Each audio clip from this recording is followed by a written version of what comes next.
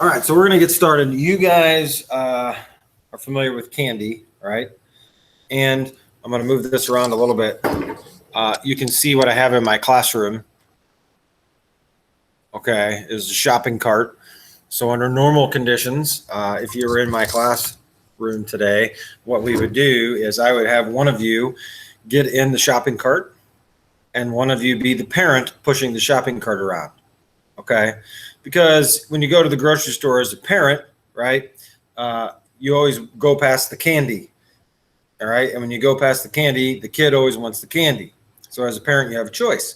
Do you give in to the kid and give him the candy, right? Or do you say, no, look at you, Mara, eating the candy, all right? So if you're in the grocery store and the kid starts pitching a fit, right, or freaking out or whatever, then you kind of just give in because you don't want to deal with it anymore, right? Or you have another parent that if the kid freaks out, the first time the kid freaks out, the parent says, yeah, you're not doing that again, and you're not getting the candy, right? You shut your pie hole. This is over, right?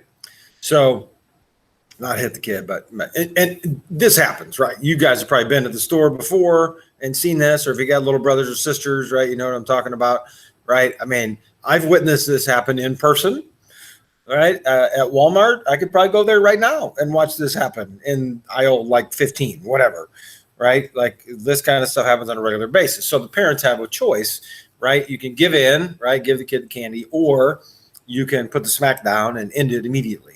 Right. Okay. So today what we're going to do is a timeline. So when you're watching this, you're going to want to write things down on the timeline. We're going to start the timeline with 1933.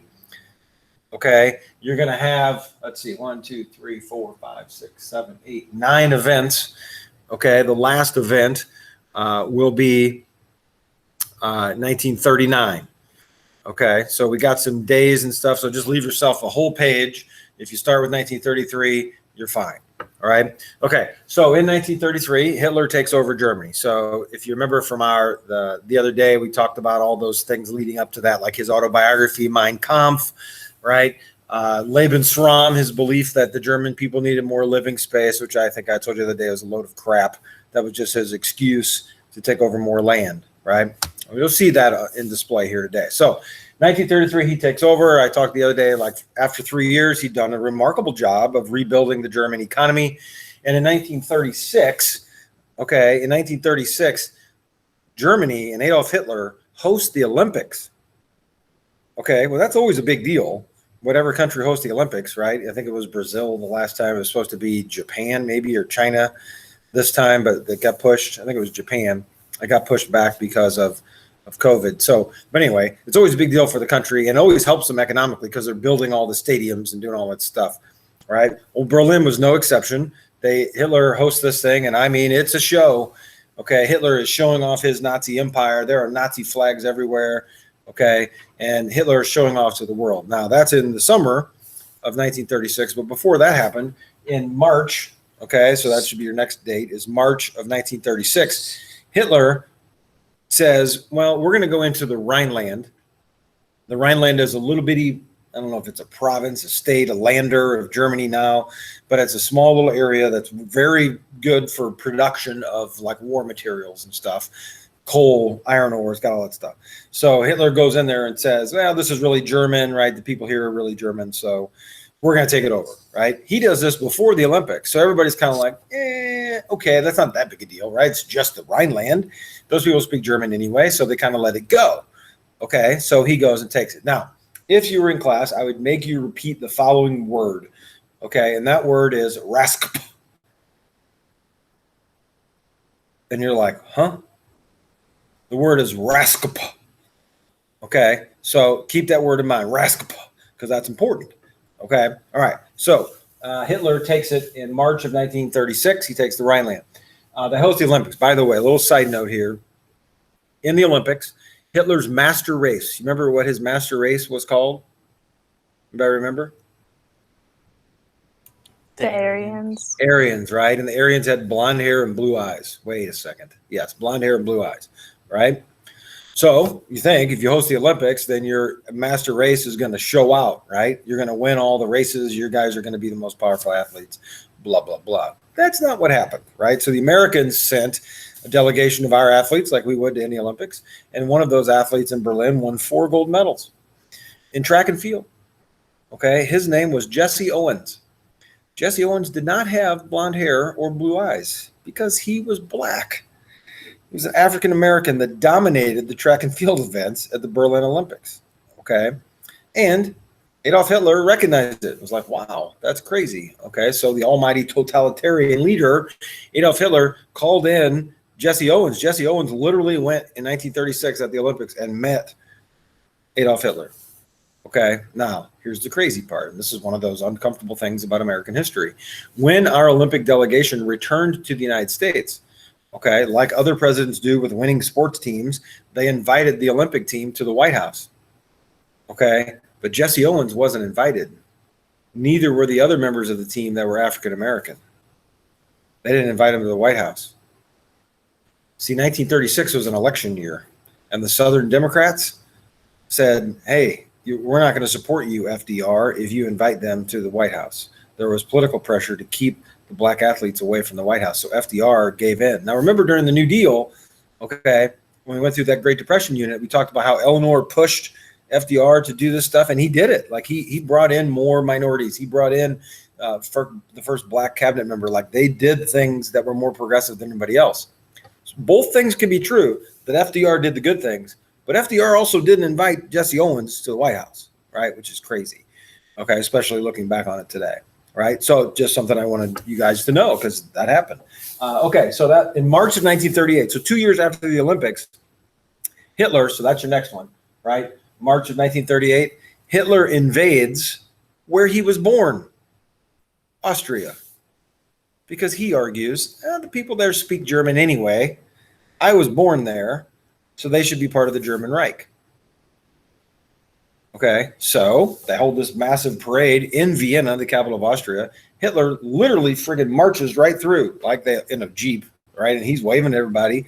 Okay, or an open vehicle. It wasn't a Jeep. And so the people are welcoming it. Like it was like the Blues Stanley Cup parade a few years ago, if you remember that. Like everybody's freaking out, right? There were people waving Nazi flags, super excited. There was no war. Hitler just went in there and took them over. Well, why would Austria, like the Rhineland, why would some people be excited to have Hitler taking them over? What has Hitler done to Germany's economy in the last 5 years? He boosted them out of the depression.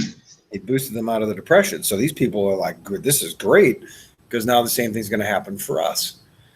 Okay, which is crazy, but that's what happened, right? So people welcome them, wave Nazi flags. They're super excited. Okay, they come in. Not everybody, right? Now, so you kind of got to take a time out for a second. Imagine you're at the parade, okay, and you look to the person next to you and you start a conversation, and the person next to you says, oh, yeah, you see that Hitler guy coming down the street? Here's what he's going to do. He's going to round up all the Jews. He's going to force the Jews to go to these concentration camps. And then in the camps where they're all rounded up, he's going to put them in showers and make them think they're getting a shower. And he's going to gas them and kill them all. And then he's going to put them in a crematorium and burn their bodies.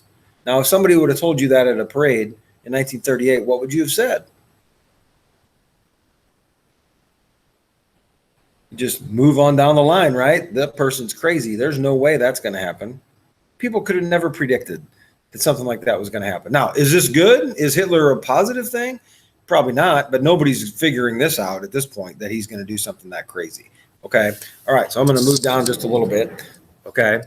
All right. And now, okay, we get to September of 1938. England and France had figured this out, right? Can you guys see that okay up there? At all? All right. So England and France have figured this out. What they figured out, okay, is that Hitler's not good. So let's deal with this. Okay. Let's make sure, all right, that, you know, we can handle the crying kid that wants candy at the grocery store. Let's deal with him.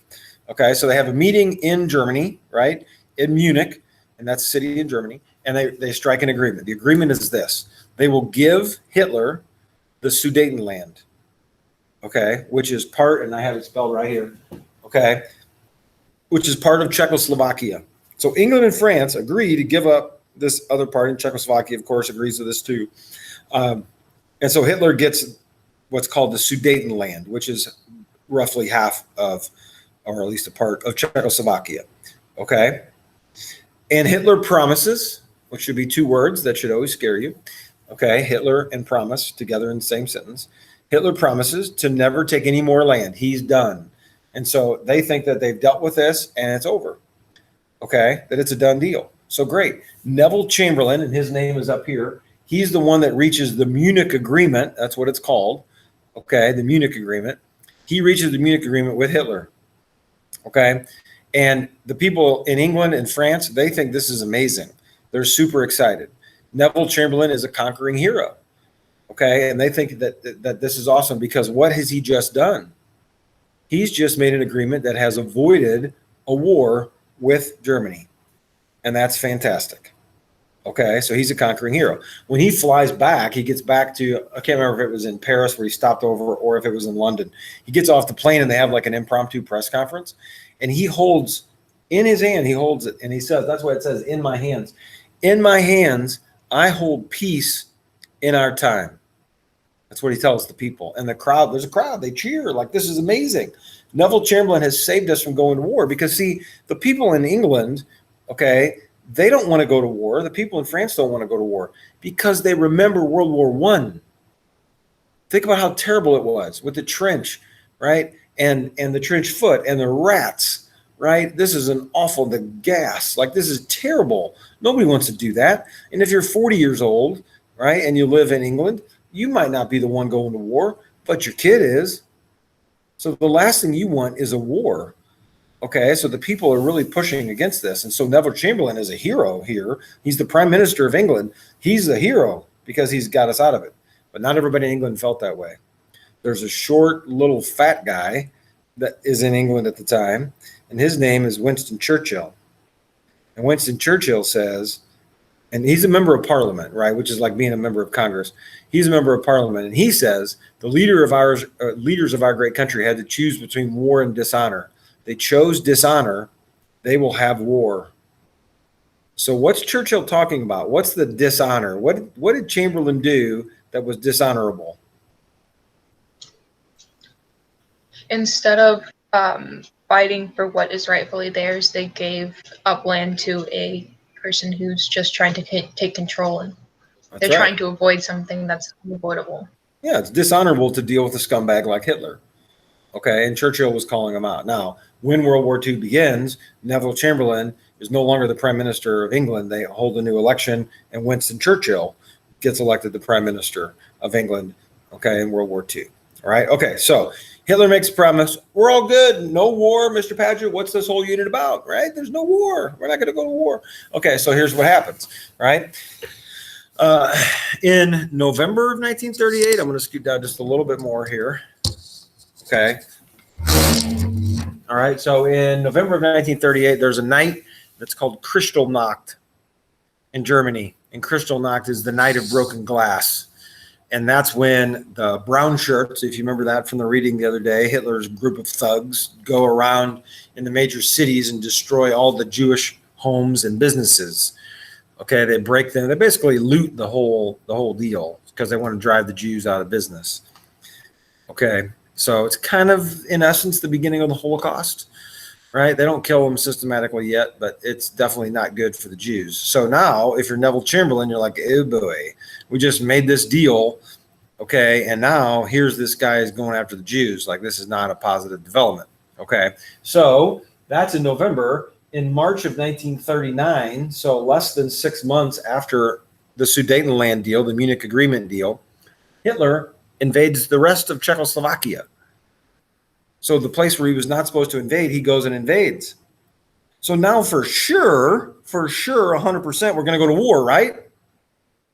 Nope. Still don't go to war because nobody wants to go to war. Everybody was trying to avoid this. Okay.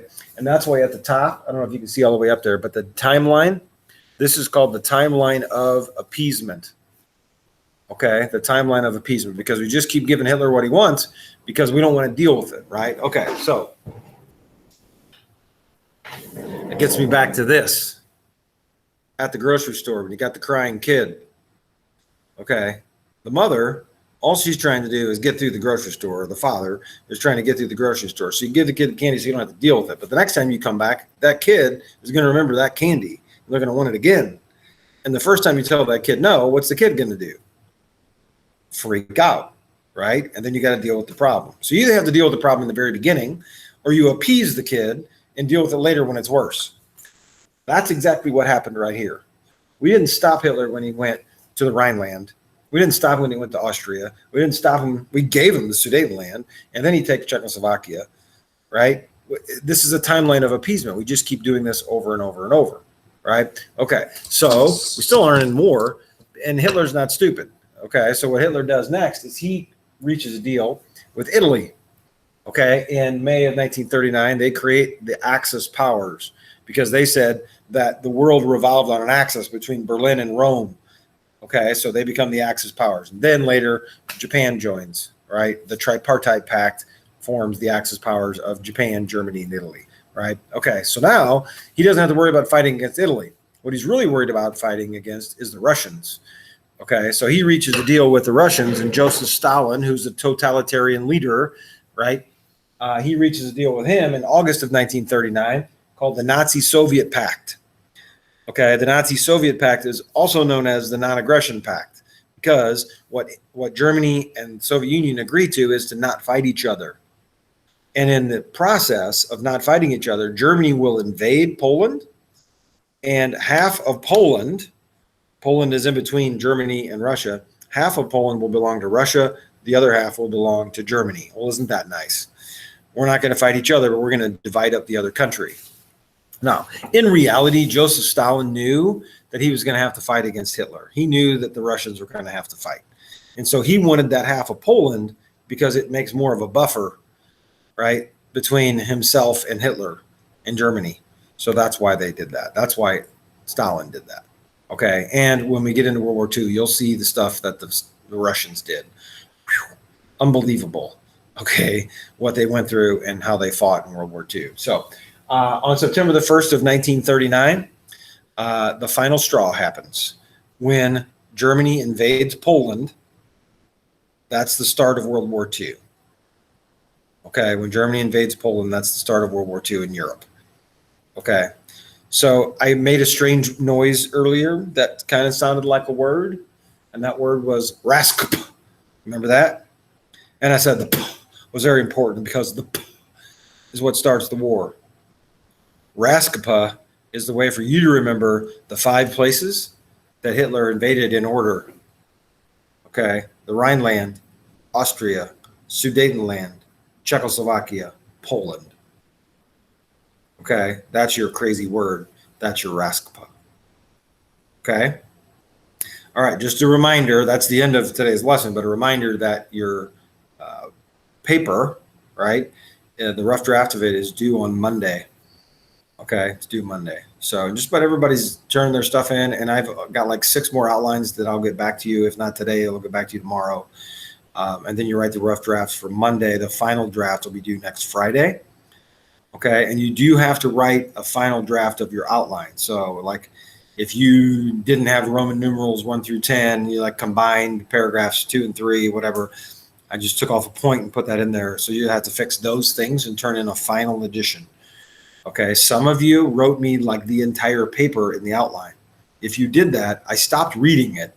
I made sure you had what you needed to have, but I didn't like edit it or anything. So don't think like, oh, this is all perfect. I didn't do that because that's not my role in this one. I'm looking for your outline and see that you can create an outline. All right, the rough draft people, they'll take a look at your rough draft next week. Okay, your classmates will. Okay.